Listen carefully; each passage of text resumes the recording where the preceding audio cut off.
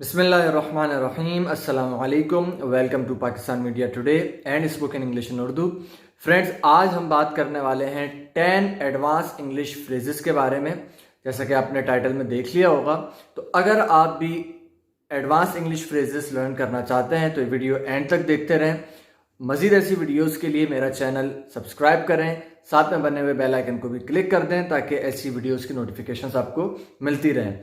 तो बगैर किसी देर के स्टार्ट करते हैं। 10 फ्रेजेस हैं। इससे पहले मैंने नॉर्मल डेली यूज़ के अंदर जो बिगिनर लेवल के लिए हैं वो फ्रेजेस बहुत सारी उसकी सीरीज डाली हुई हैं।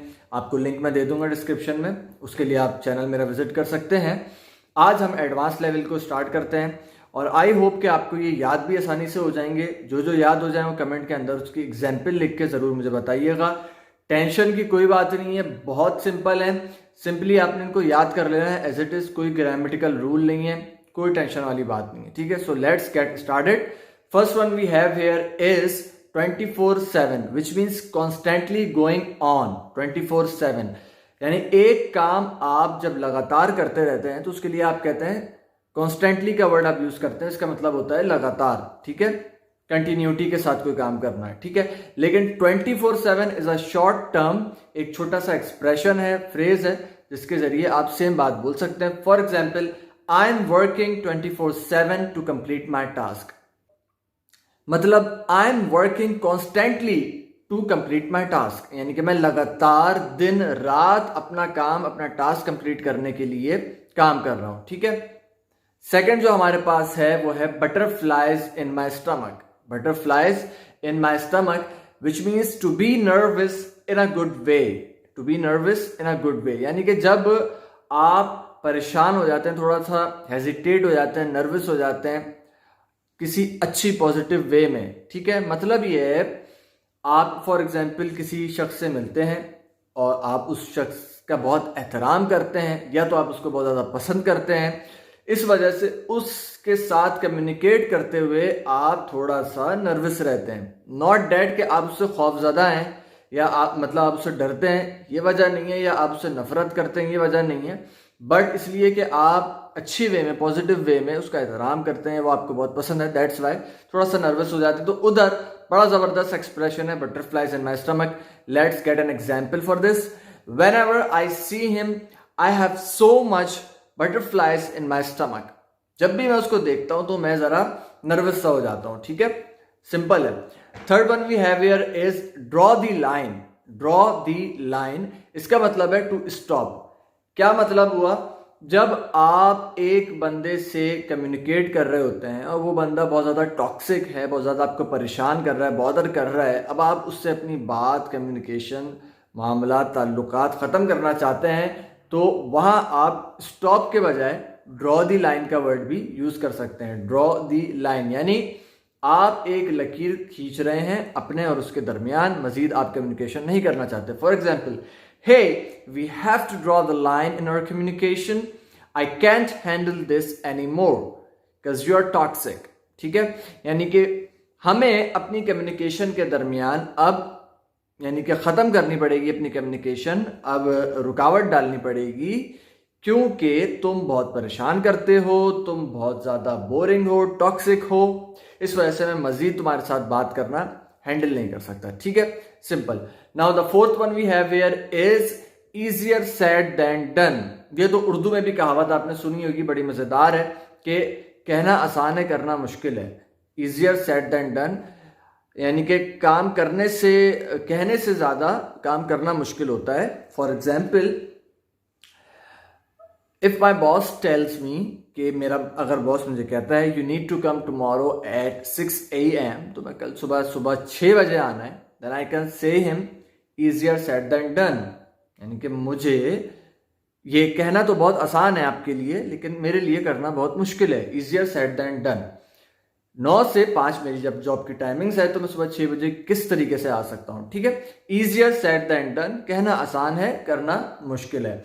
Now the sixth one we have here is finding a needle in a haystack. Finding a needle in a haystack which means almost impossible to find. जब आप कोई चीज तलाश कर रहे होते हैं और आपके लिए तलाश करना तकरीबन इम्पॉसिबल हो जाता है, तो वहां आप ये फ्रेज यूज कर सकते हैं, finding a needle in a haystack। अच्छा, हो सकता है कि आप लोग यहाँ पर कंफ्यूज हो रहे हो कि यार इस तरह के जुमले तो हमने नॉर्मली सुने नहीं हैं, ठीक है। तो ये नॉर्मल स्पोकन इंग्लिश के जुमले हैं ही नहीं, तो इसलिए जो इंटरमीडिएट या बेसिक लेवल के, बिगिनर लेवल के जो स्टूडेंट्स हों वो परेशान नहीं हों। ये फ्रेजेस आपको उस वक्त बहुत काम आएंगे जब आप नेटिव इंग्लिश स्पीकर को सुन रहे होंगे, यानी जिसकी मदर लैंग्वेज जो है वो इंग्लिश है, उसको सुन रहे होंगे। वो लोग इस तरह के जब फ्रेजेस यूज कर रहे होंगे तो आपको एग्जैक्टली समझ में आ जाएगा कि अगर किसी ने बोला है बटरफ्लाइज इन माई स्टमक, तो इसका मतलब ये नहीं है कि उसके पेट में तितलियां हैं। इट मीन्स, जैसा कि मैंने आप लोगों को बताया, वो नर्वस है एक अच्छे वे में, ठीक है, in a good way. Is nervous in a good way, तो जिस तरह आपको बताया। So let's move to the sixth one once again. Finding a needle in a haystack, which means almost impossible to find something. For example, finding a job is like a finding a needle in a haystack. Finding a job is like a finding a needle in a haystack. ठीक है, यानी कि job तलाश करना इस शहर में मेरे लिए नामुमकिन सी बात है। Simple. Seventh one we have here is fish out of water. Fish out of water, यानी समंदर से बाहर मछली, अगर उर्दू में तर्जुमा करना चाहें। लेकिन इसका मतलब ये है कि आप किसी जगह पर बिल्कुल अनकंफर्टेबल जब होते हैं और आप बिल्कुल ही अजीब सा एग्जॉस्टेड जो है किसी जगह के ऊपर फील कर रहे होते हैं, तो उस वक्त आप ये फ्रेज यूज कर सकते हैं, फिश आउट ऑफ वाटर। जैसे पानी से बाहर मछली की हालत होती है, सिंपल, अगर इस तरह की आपकी हालत है तो आप फिश आउट ऑफ वाटर, बड़ा मजेदार है, ये यूज कर सकते हैं। For example, living in this town, I feel like fish out of water. Living in this town, I feel like fish out of water, which means कि इस इलाके में, इस शहर में रहना मेरे लिए ऐसे ही है जैसे पानी से बाहर मछली, ठीक है। Now the eighth one we have here is go down in flames. ये बड़ा मजेदार है और बहुत यूजफुल है अगर आप इसको सही से यूज करें। इसका मतलब है to fail suddenly. To fail suddenly यानी कि अचानक से और बड़ी तेजी के साथ जो है आप फेल हो जाए, आपको रियलाइज हो जाए, आप फेल हो जाए कि बड़े अचानक से और बड़ी तेजी के साथ आप अगर फेल हो जाए किसी टेस्ट वगैरह के अंदर। फॉर एग्जांपल, अभी आपका इंग्लिश का टेस्ट होने वाला है, अपने कमेंट में बताना है कि आपने कितने एक्सप्रेशंस याद कर लिए और उनकी एग्जाम्पल खुद से बनानी है, ताकि मैं आपको चेक करके राइट अवे कमेंट के अंदर रिप्लाई करूं। For example, you're taking your English test and you go down in flames. Flame आपको पता है किसको कहते हैं? आग को कहते हैं, शोले को कहते हैं, ठीक है, फ्लेम। तो go down in flames यानी कि जिस तरह शोला जितनी तेजी से भड़कता है उतनी तेजी से आपकी फेलियर हो रहा है, आपकी नाकामी हो रही है। और फ्लेम का मतलब क्या है? शोला जो है वो अचानक भड़कता है, तो अचानक भड़कता है, एक बड़ी तेजी से भड़कता है। टू फेल सडनली और फास्टली, ठीक है, बड़ी तेजी से जो है और बड़े अचानक से आप अगर फेल हो जाते हैं। आपने क्वेश्चन पेपर देखा, बहुत ही मुश्किल क्वेश्चन पेपर था, तो आपको रियलाइज हुआ कि यार आज मैं पास नहीं होने वाला हूं, but let's try. So keep trying, keep failing and keep practising and then you will be perfect one day इंशाल्लाह। Now the ninth one we have here is get something off your chest. Get something off your chest, which means to talk about something that has been bothering you for a while. यानी कि किसी ऐसी चीज के मुतालिक बात करना जिस पर आपका ज़मीर अंदर से आपको मलामत कर रहा हो या somehow आपको आपके ज़मीर की आवाज़ आ रही हो कि यार ये बात अब मैंने डिस्क्लोज कर देनी चाहिए, अब ये बात मुझे बता देनी चाहिए, ये बात छुपा के मैं गलत कर रहा हूँ कहीं ना कहीं, ठीक है। तो उस सिनेरियो के अंदर आप ये फ्रेज यूज कर सकते हैं, get something off your chest, अपने दिल में से कोई बात निकाल देना। For example, I have to get it out of my chest, I didn't tell you about my salary, ठीक है, मतलब मैंने तुम्हें अपनी सैलरी के मुतालिक नहीं बताया था, तुमने पूछा भी था, मैं बात को पुट ऑफ कर दिया था पहले, but right now I am going to tell it to you, ठीक है, मैं तुम्हें बताने वाला हूं ये।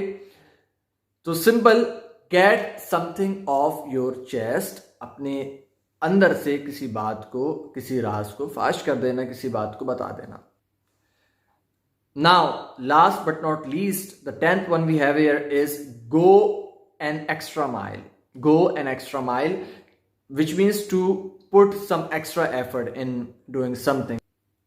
For example, with all of the videos I make, I try to go an extra mile by adding some additional information, by adding something new for you guys. तो simple है, यानी कि जब भी आप क्या करते हैं, कुछ एक्स्ट्रा करते हैं, आपको पता है आपने 100% तो दिया है, बट स्टिल आप मज़ीद एक्स्ट्रा टाइम देना चाह रहे हैं किसी चीज़ को ताकि वो मज़ीद बेहतर हो जाए, तो वहाँ आप ये फ्रेज़ इजीली यूज़ कर सकते हैं, गो दी एक्स्ट्रा माइल, ठीक है, which means to make an extra effort.